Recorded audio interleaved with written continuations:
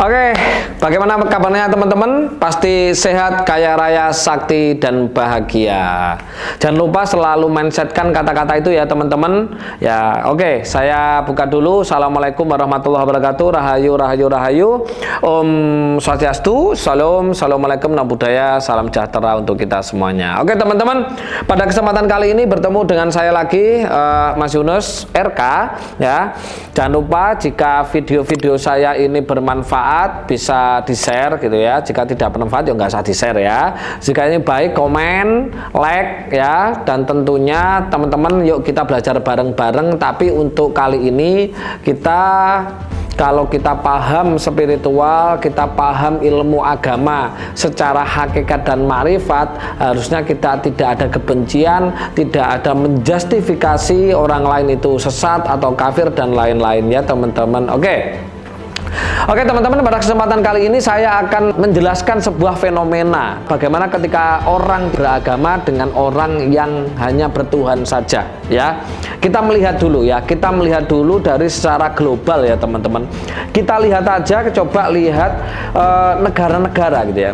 Negara-negara yang tidak agamis gitu ya. Coba lihat kriminalitasnya itu lebih kecil daripada nilai tingkat gitu ya, nilai tingkat kriminalitas yang ada di negara-negara yang berbasis agamis gitu ya. Itu fakta ya, itu fakta. Yang kedua, tingkat EQ, kecerdasan tertinggi itu pun juga itu didapat di negara-negara gitu ya, di negara-negara yang rata-rata juga tidak mengedepankan religius agamis ya, agama gitu ya, dogmatis agama.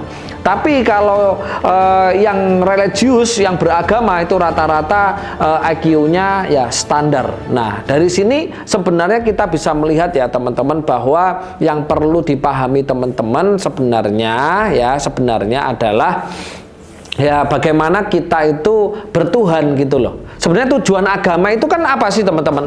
Tujuan kita beragama itu adalah kita untuk bertuhan. Bener nggak? Kita mengenal Sang Tuhan, kita bertemu dengan Sang Tuhan, kan seperti itu. Makanya ada dalil man arafa nafsahu faqad arafa robbahu. Siapa mengenal dirinya itu pasti mengenal Tuhannya.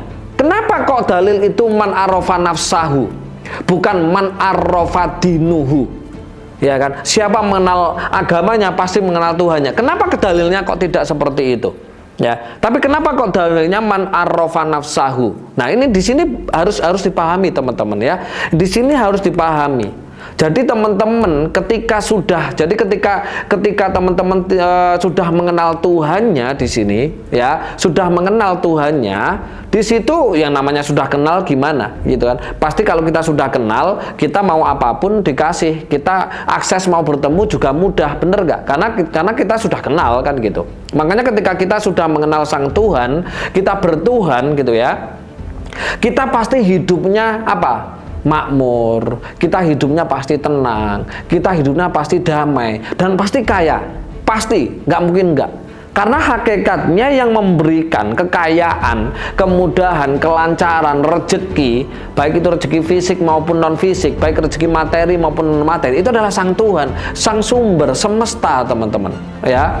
Tetapi apa yang terjadi, banyak sekali orang-orang yang terjebak pada agama ya kan, seolah-olah agama itu adalah paling tinggi gitu ya, paling tinggi. Tapi kenyataannya, faktanya teman-teman ketika beragama seperti itu, coba dilihat dirinya sendiri ya kan. Ketika teman-teman beragama masih menjelekan yang lain enggak? Masih merasa benar enggak? Padahal sudah jelas ya, sudah jelas di situ di dalam Pancasila, di situ ya kan, yang Pancasila yang pertama gitu kan, apa bunyinya? Ketuhanan yang Maha Esa ya, ketuhanan yang Maha Esa, bukan keagamaan yang Maha Esa. Bahkan dalilnya pun itu man arafa nafsahu faqad arafa robbahu, bukan man arafa dinuhu ya kan, bukan man arafa dinuhu gitu loh, tapi apa? Man arafa nafsahu. Jadi sebenarnya kenapa sih orang-orang, mohon maaf ini, yang rata-rata itu ya, rata-rata beragama, kenapa hidupnya kok susah-susah? Kenapa kok hidupnya sulit-sulit dan lain-lain? Karena dia di situ ada fearness, ada ketakutan gitu loh. Karena diancam kalau nggak beribadah nanti kamu disiksa oleh Sang Tuhan, ya kan? Kamu nanti masuk neraka, dan kalau kamu nanti beribadah gitu kan, nanti kamu masuk surga dan dapat pahala. Di sini kan sudah dua kontroversi, teman-teman. Ketika teman-teman tidak menjalankan, apa yang terjadi? Yang terjadi adalah sebuah ketakutan, ya kan? Ketakutan. Nah, orang yang takut gitu kan, di situ bagaimana kondisinya? Kondisi energinya, kalau teman-teman baca bukunya Power and Force karangan Dr. Hawkins, di situ energinya rendah sekali. Dan orang yang berharap-harap atas surga atau pahala, di situ juga masuk power yang rendah, yaitu apa? Keinginan yang sangat kuat. Dan ini secara medis hormonnya adalah hormon kesetresan, teman-teman. Hormon kortisol gitu loh, hormon kortisol. Makanya orang-orang yang model-model, mohon maaf ya, berdogma gitu ya, berdogma agama, itu kurang bahagia mereka. Karena apa? Fearness, ketakutan, ya kan? Ketakutan dan menganggap mereka gitu ya, mohon maaf, itu ada tempat yang sangat-sangat indah gitu ya, yang sangat-sangat indah di luar sana gitu kan, di luar dunia, yaitu surga. Sehingga mereka melupakan tempat yang mereka injak, tempat yang mereka duduki, yang mereka tinggali, sehingga mereka merusak gitu kan gitu. Nah, itu harus dipahami. Nah, ketika orang tidak menggunakan agama, tapi hanya menggunakan ajaran-ajaran agamanya, ajaran-ajaran kitab sucinya gitu ya, di situ hidupnya akan lebih bahagia, teman-teman ya, akan lebih tenang, akan lebih bahagia. Ketika hidup tenang, damai, bahagia, vibrasi tinggi, otomatis pasti kaya, pasti uang itu mudah sekali datang gitu loh. Karena ada dalilnya, in tansurullaha yansurkum. Tapi sayang, dalil ini sering digunakan oleh teman-teman yang paham agama yang dimaknai keliru. Padahal dalilnya adalah intang surullaha yang surkum. Siapa yang menolong Allah, menolong Tuhan, akan ditolong. Kan gitu. Tapi sayang, dalil ini dibilang siapa mau menolong agamanya Allah pasti akan ditolong. Ingat, di situ tidak ada kata adin. Ya, di situ tidak ada kata agama, langsung intang surullaha. Dia di situ bukan intang surat dinullaha, bukan ya. Oke, karena Tuhan tidak mempunyai agama ya. Nah, ini harus dipahami. Dan ini korelasi sekali dengan surat Al-Baqarah ayat 115. Ya kan, walillahi wala masyriku fa inama fatamatu walu wajhullah. Di mana kita fatamatu walu wajhullah, di mana kita menghadap, di situ ada wajah Tuhan. Ya kan? Ini sangat korelasi. Maksudnya apa? Maksudnya ketika kita gitu ya, ketika kita menghadap segala sesuatu, di mana kita menghadap, itu ada wajah Tuhan gitu loh ya. Ketika ada wajah Tuhan ya, jadi kita akan menghormati dan lain-lain. Tapi kalau teman-teman masih, mohon maaf, masih menggunakan dogmatis agamis gitu ya, menjadi seorang religius gitu ya, itu pasti ada kebencian, menyalahkan yang lain dan lain-lain. Akhirnya hormon kesetresan yang terjadi. Ketika hormon kesetresan ya, hidupnya pasti susah kan gitu. Nah, ini harus dipahami ya, dipahami sekali. Dan coba kata agama ya, ini saya bilang kata agama ya, bukan dogma. Karena saya juga menggunakan ajaran-ajaran Al-Qur'an kalau saya gitu ya, bukan dari kata dogmatisnya, enggak ya, dan bukan itu ya. Kata agama itu mempunyai makna ya kan, coba dilihat di Mbak Google ya, karena saya dulu orang teologi, jadi ada pelajaran tentang seperti ini. Kata agama terdiri dari dua suku kata A dan gamma. A dan gamma, ini kayaknya bahasa Yunani deh ya. A itu tidak, gamma itu kacau. Ya, A tidak, gamma kacau. Jadi agama itu makna dari kata. Ini mohon maaf digaris bawahi ya teman-teman. Saya tidak ngomongin tentang agama, tapi kata ya, kata agama. Jadi kata agama itu mempunyai dua kata, terdiri dari dua kata, yaitu kata A dan kata gamma gitu ya. Nah, kata agama itu berarti maknanya adalah tidak kacau. Coba kita lihat sistem alam bawah, pikiran bawah sadar kita. Pikiran bawah sadar kita itu mempunyai tiga, ya, mempunyai tiga sifat. Yang pertama, sifat yang pertama itu tidak mengenal apapun, tidak mengenal siapapun, ya, dan tidak pernah tidur. Dan yang ketiga, tidak mengenal kata yang tidak punya objek. Jadi kata tidak, kata jangan, itu tidak mengenal, teman-teman. Tidak menerima gitu loh. Kalau nggak percaya, saya coba ya, teman-teman. Jangan berpikir gajah. Atau saya bilang tidak ada gajah gitu. Coba apa yang ada di dalam pikirannya teman-teman? Pasti ada gajah. Padahal saya bilangnya apa? Perintahnya apa? Tidak atau jangan. Nah, sedangkan kata agama di sini ya, tidak, a itu tidak, agama itu kacau. Jadi tidak kacau. Ini ya, ini dengan alam bawah sadar akhirnya kontras kan? Akhirnya apa yang terjadi? Kacau nggak? Kacau. Ya kan, makanya Pak, sulit hidup tenang, sulit hidup bahagia, sulit kaya, ya kan, finansialnya buruk, ekonominya buruk, banyak masalah, karena kata agama tadi bertentangan dengan sistem alam bawah sadar, yang alam bawah sadar tidak mengenal kata yang tidak mempunyai objek, gitulah teman-teman. Nah, ini harus dipahami. Jadi itu perbedaannya ya, itu perbedaannya ketika kita benar-benar mempelajari secara mendalam gitu kan, bahwa dalilnya tadi adalah intang surullaha yang surkum. Siapa menolong Tuhan, dia akan ditolong Tuhan. Ketika kita menolong saudara kita, ya kita pasti akan ditolong gitu loh, karena di dalamnya ada wajah sang Tuhan, fatamatu walu wajhullah gitu loh ya, itu seperti itu. Nah, makanya apa? Dalilnya ada intang surullaha yang surkum gitu ya. Siapa mau menolong Tuhan akan ditolong. Karena apa? Tuhan bersemayam di setiap makhluk-makhluknya. Makanya ayo kita jadi manusia yang pribadi yang baik, saling menolong, saling menghormati gitu ya. Tetapi bukan menjadi manusia yang pribadi apa benar sendiri, merasa surga sendiri. Tapi kalau teman-teman masih dogmatis religius gitu ya, dogmatis religius ya, teman-teman pasti hidupnya masih banyak masalah, banyak beban gitu kan, dan ujung-ujungnya finansial rusak. Kenapa kok seperti itu? Ya karena yang diajarkan hanya fearness, ya, neraka, ketakutan, dan di situ dikenalkan Tuhan itu maha pengazab. Loh, Tuhan nggak seperti itu. Tuhan nggak pernah mengazab gitu loh ya, nggak pernah mengazab. Tuhan itu maha asik gitu. Apalagi kan ada dalilnya. Apa dalilnya? Inna inda doni abdibi. Sesungguhnya Tuhan itu sesuai dengan prasangka hambanya. Kan gitu. Jadi kalau kita prasangkanya asik ya asik gitu loh. Asik. Kita kalau prasangkanya kaya ya pasti kaya. Kalau teman-teman prasangkanya hidup penuh dengan ujian, ya akhirnya ujian. Sebenarnya yang menarik ujian, menarik masalah dalam hidupnya teman-teman, ya teman-teman sendiri, bukan sang Tuhan. Tuhan itu maha asik, maha segalanya, maha menghidupi gitu loh. Nah, makanya apa? Ini sangat berbeda sekali bagaimana kita bertuhan dan bagaimana kita beragama gitu loh.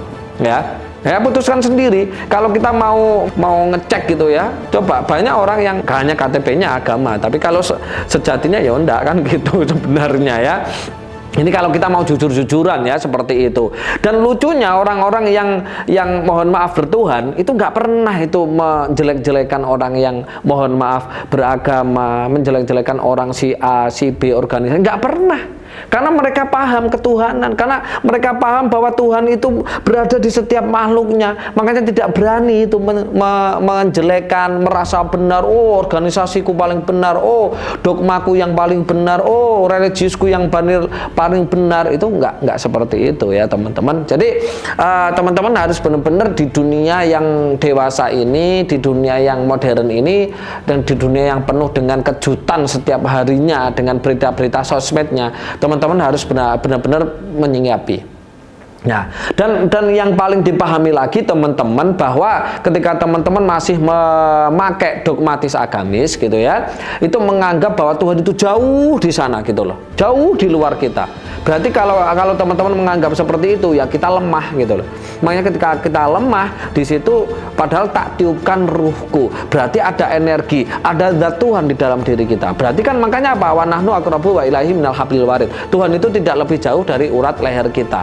Makanya kita pahami itu bahwa Tuhan itu ada di dalam diri kita. Makanya ada dalilnya, hadisnya apa?